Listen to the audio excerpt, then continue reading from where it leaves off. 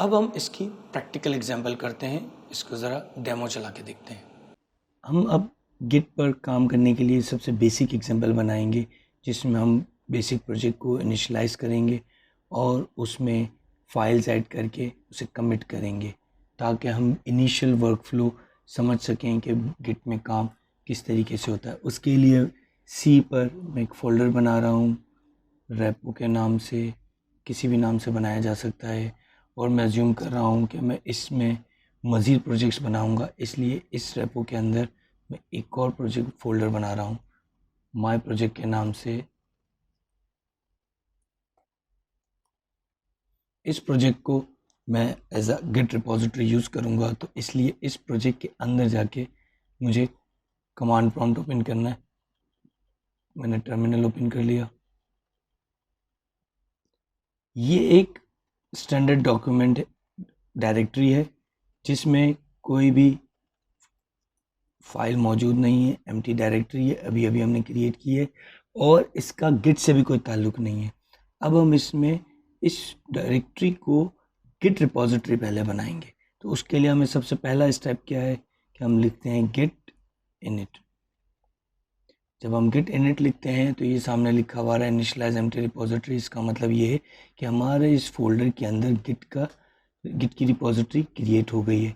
अगर हम इस फोल्डर में जाके देखेंगे तो नॉर्मली हमें इसमें कोई डिफरेंस नज़र नहीं आ रहा, लेकिन इसमें एक हिडन गिट का फोल्डर बन चुका है। ये वो गिट का फोल्डर है जिसमें गिट की तमाम इन्फॉर्मेशन, आपकी रिपोजिटरी से रिलेटेड तमाम इन्फॉर्मेशन, कौन सा वर्जन है, क्या हिस्ट्री है, सब इस फोल्डर में मौजूद होती है। ये फोल्डर डॉट गिट का फोल्डर जिस प्रोजेक्ट में मौजूद है वो इस बात का सबूत है कि वो फोल्डर गिट की रिपोजिटरी है। अब फाइल में आकर मैंने देखा गिट स्टेटस ऐसी कमांड है जो आप कंटिन्यूसली बार बार चला कर देखेंगे अपने प्रोजेक्ट के स्टेटस को देखने के लिए। जब भी किसी न किसी स्टेज के बाद कोई चेंजेस आएंगे तो आप गिट स्टेटस की कमांड चलाएंगे और चेक करेंगे कि करंटली आपके फोल्डर का स्टेटस क्या है गिट रिपोजिटरी का। इस वक्त ये कह रहा है आप मास्टर ब्रांच पर हैं, no commits yet, nothing to commit, कोई कमिट करने के लिए कुछ मौजूद नहीं है। ये मास्टर ब्रांचेस हम आगे चल के पढ़ेंगे। गिट में बाय डिफ़ॉल्ट हमेशा एक ब्रांच मौजूद होती है जो कि मास्टर ब्रांच होती है। अब मैं डायरेक्टरी में आके एक फ़ाइल क्रिएट करता हूँ, उसे मैं नाम दे देता हूँ फर्स्ट, और उसमें मैंने लिख दिया हेलो।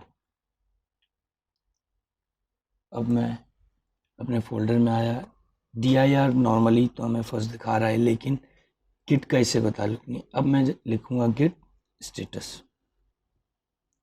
अब ये मुझे दिखा रहा है कि आपके पास एक अनट्रैक फाइल है इस फोल्डर में, क्योंकि जो फोल्डर गिट का रिपोजिटरी बन जाता है इसमें वो तमाम इन्फॉर्मेशन को वो ट्रैक करना शुरू कर देता है। तो अगर कोई ऐसी फाइल जो वो ट्रैक ना कर सकता हो तो वो आइडेंटिफाई करता है कि ये फाइल मौजूद है इस डायरेक्टरी में जिसे गिट ट्रैक नहीं कर रहा, इसके चेंजेस को गिट आइडेंटिफाई नहीं कर सकता, और अगर इसमें चेंजेस होती रहीं और वो चेंजेस ओवरराइड होती रहीं तो गिट आपको नहीं बताएगा कि वो चेंजेस क्या हैं।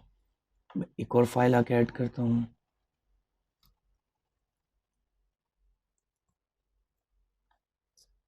Git status. अब मेरे प्रोजेक्ट फोल्डर में दो फाइल्स मौजूद हैं जो कि अनट्रैक हैं। जैसे कि हमने फाइल्स के स्टेटस देखे थे, तो ये दो फाइल्स मौजूद हैं जो कि अनट्रैक हैं। अब हमें क्या करना पड़ेगा, सबसे पहले गेट ऐड डॉट, हम गेट ऐड डॉट भी कर सकते हैं और first dot T x T, second dot T x T भी कर सकते हैं, या static dot T x T भी कर सकते हैं। तीनों तरीके से किया जा सकता है। गेट ऐड क्या करेगा, गेट ऐड इन अनट्रैक फाइल को, इस वक्त इन फाइल्स को गिट ट्रैक नहीं कर सकता, इसको ट्रैक करना शुरू कर देगा। ये आपके स्टेजिंग एरिया में ऐड हो जाएंगी, ये फाइल्स आपकी गिट रिपोजिटरी का हिस्सा बन जाएंगी। स्टेटस, अब ये दोनों फाइल्स ग्रीन कलर में नज़र आ रही हैं आपको। On branch master, no committed, changes to be committed. अब ये आपको बता रहा है कि आपके पास कुछ चेंजेस हैं जो आपने कमिट करने हैं, जो कि इस वक्त कमिटेड नहीं है। अगर इनमें कोई चेंजेस होती हैं तो वो रिकॉर्ड नहीं होंगी पिछली चेंजेस के मुकाबले में। अब मैं आया, मैंने लिखा git commit -m edit files first.txt and second.txt। ये कमिट मैसेज है।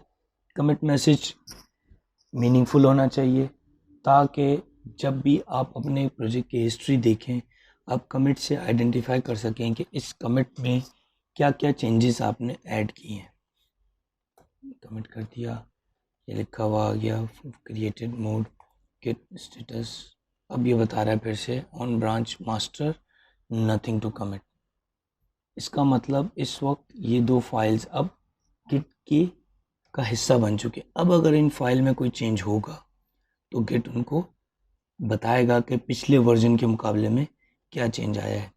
अच्छा, अब मैं ज़रा देखूं, गिट एक और कमांड है लॉग, ये दिखा रहा है ये कमिट हैश है। इस वक्त दिखा रहा है कि आप हेड ब्रांच में मास्टर ब्रांच, जो भी आपकी करंट ब्रांच होती है, हेड उसको रिप्रेजेंट कर रहा होता है। तो आपकी जो भी ब्रांच होगी, ब्रांचेज हम आगे चल के पढ़ेंगे, इस वक्त हम मास्टर ब्रांच में हैं और ये हेड है। ऑथर बता रहा है ज़ीशान हनीफ, टाइम बता रहा है और कमिट्स। अब मैं आया, मैंने first.txt में कुछ चेंज किया।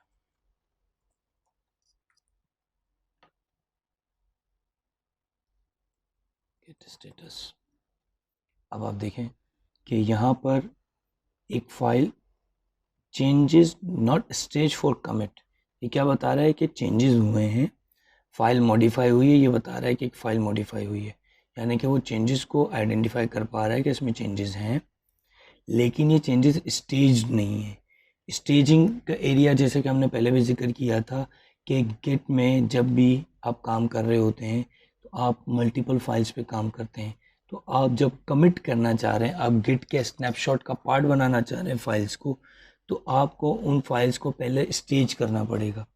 तो आपने 10 फाइल्स पे काम किया, आप चाह रहे हो उसमें से सिर्फ 4 फाइल्स कमिट हों, तो आपको पहले उन 4 फाइल्स को कमिट का हिस्सा बनाना पड़ेगा। मिसाल के तौर पे मैं यहाँ पे सेकंड में आके भी कुछ ऐड कर देता हूँ।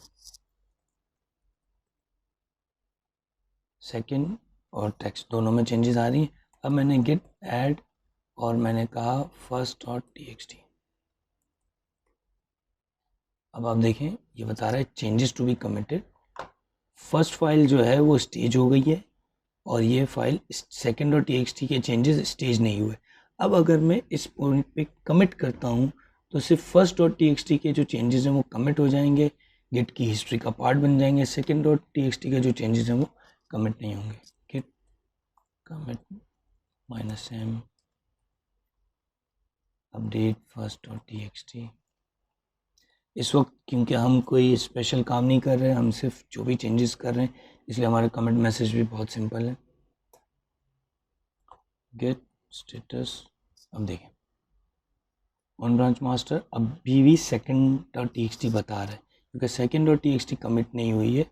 आपकी first.txt में जो चेंजेस थे वो कमिट हुआ है। हिस्ट्री देखते हैं, लॉग्स देखते हैं। अब लॉग आ रहे हैं आपके फाइल्स अपडेट। तो इस तरीके से हम बेसिकली इनिशियली एक रिपॉजिटरी बनाएंगे, उसमें जो भी चेंजेस करेंगे उन चेंजेस को हम कमिट करेंगे तो वो गिट की रिपॉजिटरी का हिस्सा बन जाएंगे।